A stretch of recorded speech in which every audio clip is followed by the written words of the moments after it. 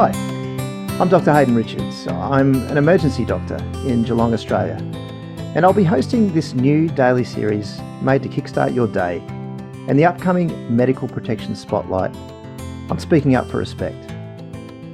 I'll be with you for only a week, and to kick it off, I want to talk a little bit about the skill of reframing. If communication is the master skill of interpersonal emotional intelligence, reframing, along with mindfulness, is, in my opinion, the master skill of intrapersonal emotional intelligence. It is the cognitive superpower of self-regulation. In a very real sense, gaining some mastery over your framing of the world will completely change your world. Let's look at an example to illustrate how powerful framing is. You're in your car, driving in heavy traffic, desperately trying to get to your Pilates class. Suddenly, a car swerves out in front of you. They were travelling too fast, and so they just need to slam on their brakes to avoid hitting the car in front of them. Even though you hit your brakes, you still can't stop in time to avoid bumping into them. It wasn't a massive crash, but you know from the sound, it's not going to be a cheap fix. Just up ahead, the other car pulls over, so you pull up behind it and turn off your engine. As you're undoing your seatbelt, all you can think about is how unbelievably stupid this person is. To swerve out in front of you like that and then slam on the brakes? Unbelievable. Not only will you now definitely miss your Pilates class, but you've also got an expensive repair job on your hands. And you'll probably have to catch public transport for at least the next week. You literally could not be more angry. As you open your car door and walk over to the other car, you are preparing to unload your fury on this ignorant person. But what you see as you look through the driver's window doesn't meet your expectations. It's a young woman with tears streaming down her face and a look of panic in her eyes. She's reaching back into the back seat, shoving an asthma puffer into a small child's face. The child looks like he's having terrible trouble breathing, and his lips are turning blue. She turns to see you at the window.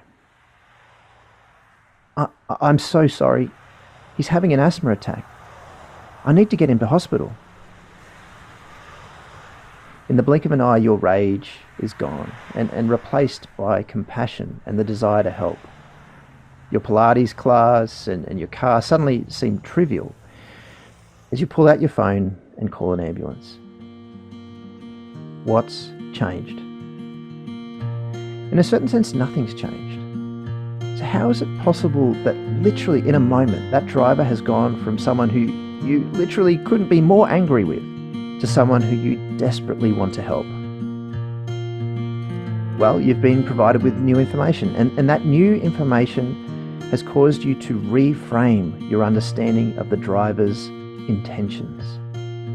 The process of reframing can apply to more than just specific situations. It can apply to whole ways of seeing the world.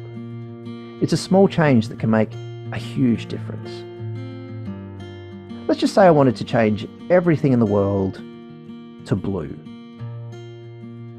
I could buy some blue paint and just start painting everything blue. The walls, the plants, the window, my computer, everything.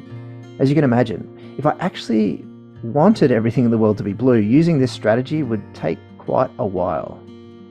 Alternatively, I could take a pair of blue lens spectacles, pop them over my eyes, and just like that, no matter where I look, everything in the world now appears blue.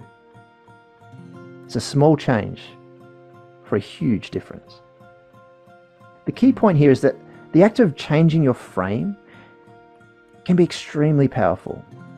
In fact, it can completely change the way you see the world.